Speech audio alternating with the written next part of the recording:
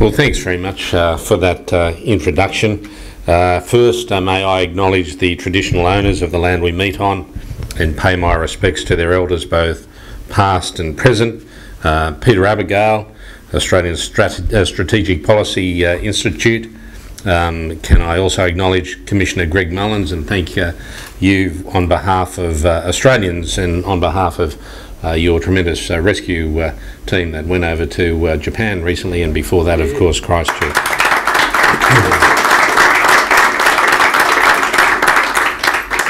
And Alan, of course, from Unisys, Martin Welsh, New Zealand Consul General, Naomi Brown, CEO of the Australasian Fire and Emergency Service Authorities Council, David Macham, CEO of Australian Reinsurance Pool Corporation, distinguished guests, ladies and gentlemen, it gives me great pleasure to address you here today as part of the ASPI-Unisys Defence Security Luncheon series.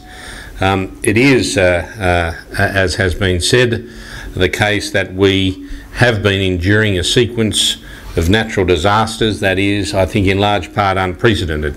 Floods, cyclones, bushfires, severe storms, you name it. What we've experienced in the last 3 years, commentators say is unprecedented, certainly in recorded history. If you add to that the Christchurch earthquake and the 9 magnitude earthquake and tsunami in northern Japan, Anthony Bergen was just giving us a first-hand report of his experiences in Tokyo at the time, we're reminded of just how fragile modern life can be, even modern life in the arrogance of human beings thinking that they can control everything, just how fragile modern life can be in the face of nature. Our thoughts, of course, are with those who have been affected by these tragic events.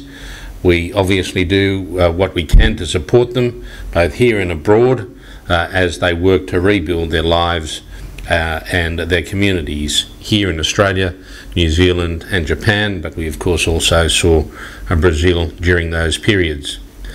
But as traumatic as these events are, the bottom line is they are natural disasters, they are natural occurrences. They have occurred and they will occur, and to be frank, despite the understandable emotion that they evoke, we as emergency responders and planners need to be hard-headed and get on with the job.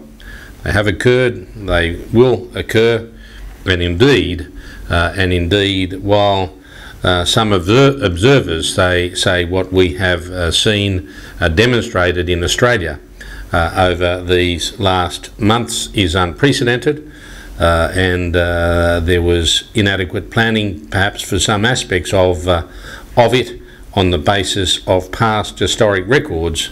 We cannot assume that those past historic records are accurate for the future. And certainly I met with experts, scientific experts in respect to climate change yesterday, and that was the very point they made to me. In terms of the mapping work we do, whether it be flood mapping, whether it be fire risk mapping, based on past experience, the worst flood, the worst event for the past 10 years, the worst flood, the worst fire for the last 50 years, are we entitled to assume that has set the benchmark for the worst occurrence? And their advice to me was, you would be foolish to assume that is the case.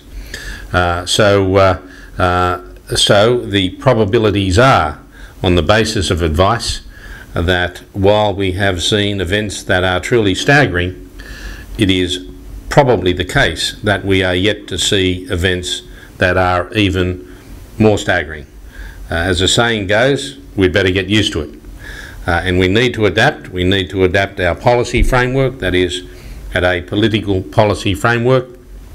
We need to adapt operationally, and of course we need our communities collectively described, be they citizens. Cam Darby from EMA Australia I saw there as well, thanks for coming Cam, but whether they be our citizens, whether they be our businesses, government agencies, services and so forth, we need them to be part of our overall strategy of developing resilience as a community. It has already been a massive cost.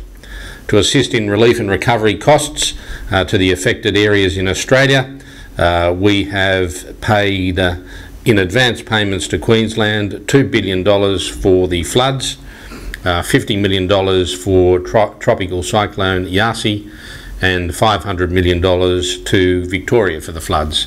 Now that is the federal government contribution, but specifically the taxpayers of Australia contribution by way of advance payments.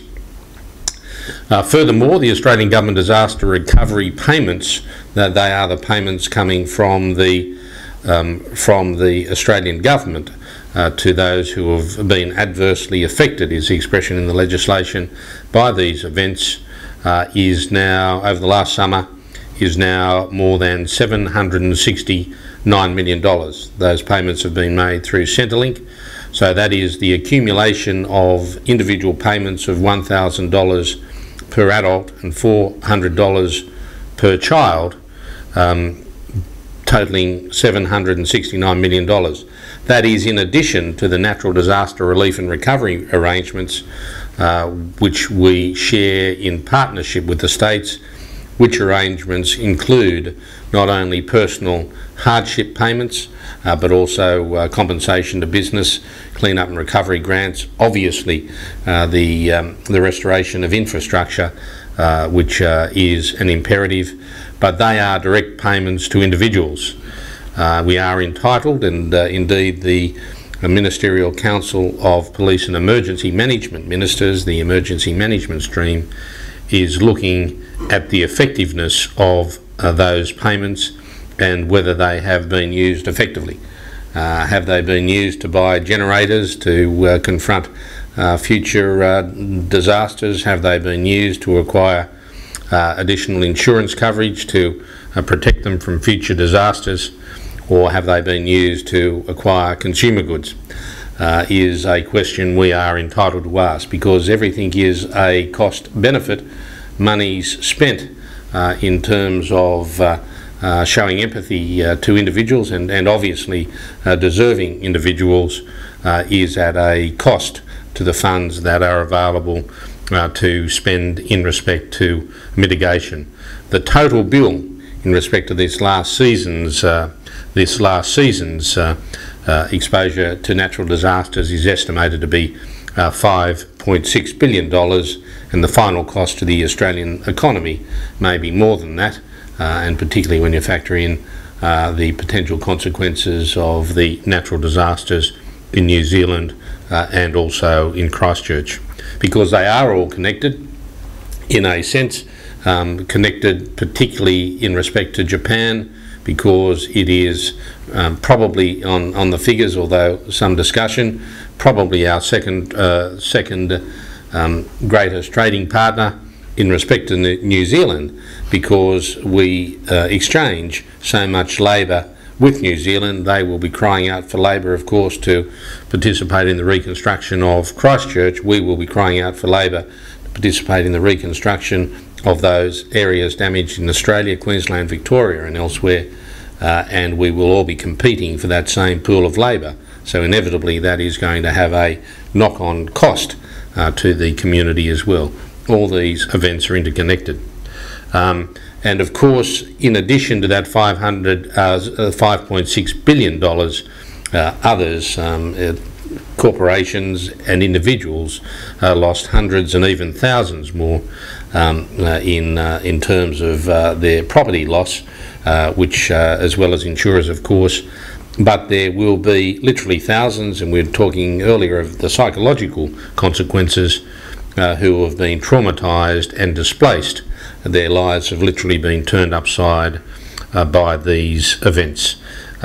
So the question becomes, and it's perhaps a harsh question, but we have an obligation to protect, and in my role, both in the national security side of the equation and in the emergency management side of the equation, I see my role as primarily being to protect the community from injury in the first place, from injury and loss in the first place, but the question becomes, are we impeding our ability to protect the community because of the empathy we are showing after the events have occurred. And that is not to say that empathy and assistance is not required, but all these things have to be proportional.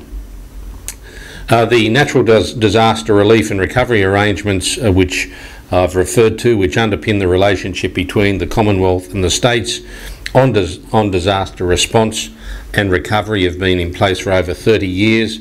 We have been, during the recent season, operating on the basis of arrangements that were proclaimed by Jim Lloyd, the then Minister for Local Government in the former government, and indeed just this week we have updated those arrangements in light of recent events. And for the most part, these arrangements have proven effective. Both the state, territory, all the state, territory and Commonwealth governments have an interest in the assessment and in turn the payment that goes out and the liability incurred with that cross-checking in place. But I believe we have to start thinking more expansively how we can address the question that I raised if we want to minimise the impact of disasters on the Australian community. The effort and cost of the recovery process now underway is readily apparent. What is often overlooked is that aspect of the energy and resources that are put into the other two pillars, the vital pillars that are my priority, and that is prevention and preparedness. And that fundamental question that I asked, I think in that context can be narrowed to, are we sufficiently investing in these areas? And I can tell you that on the one hand I see what I believe is truly a world-class capability that we have in the area of counter-terrorism. That is, as a nation, at a federal level, at a state and territory level, we have the Standing Committee we have the National the Secretaries Committee, that is the Secretaries of Federal Departments Committee on National Security. We have the National Counter-Terrorism Committee meeting regularly with counterparts from the states and territories. We have audits of our national security capability. We have reviews of those audits to ensure that the recommendations from those audits have been complied with, so that we are constantly monitoring and indeed in subsequently testing through the Mercury exercises and so forth our counter-terrorism response capability. And I can tell you it is a first-class capability. I can also tell you, in the other side of my responsibilities, we have as a nation not yet achieved that in respect to our emergency management capability. We have some way to go. There is considerable progress being made, but it is, and I think timely, after this disaster season we have experienced, to redouble our efforts to ensure that we are also first grade world class in that area.